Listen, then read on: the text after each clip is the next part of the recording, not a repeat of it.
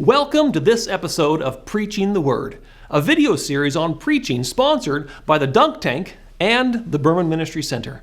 My name is Dr. Stephen Reasor, and I'm a preacher and author, and I teach preaching at Berman University in Lacombe, Alberta.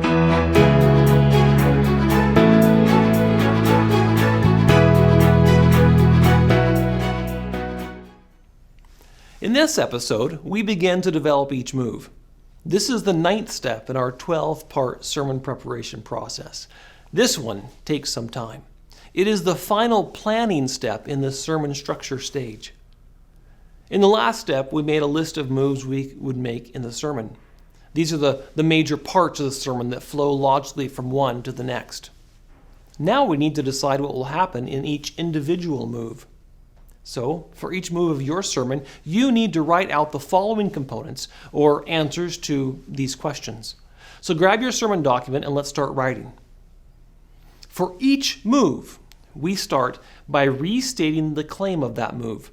This will be the move statement we developed in the previous step.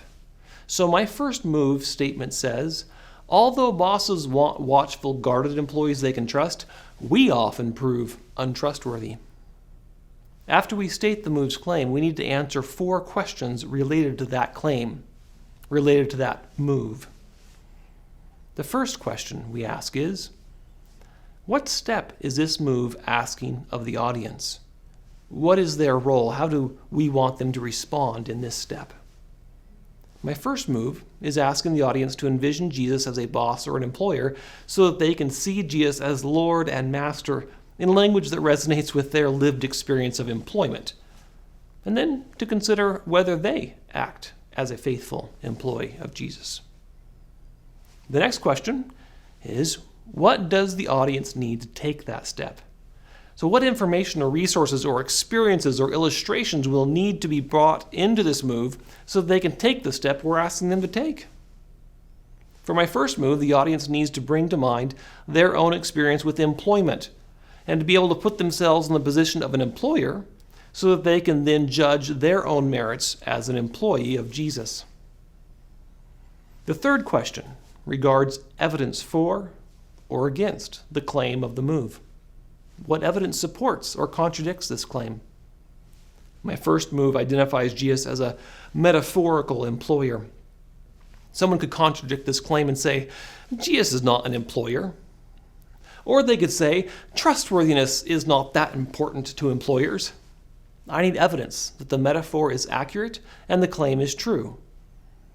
So I will need to demonstrate that calling Jesus Lord means that we are a servant and must trust, honor, obey, and be faithful to Jesus.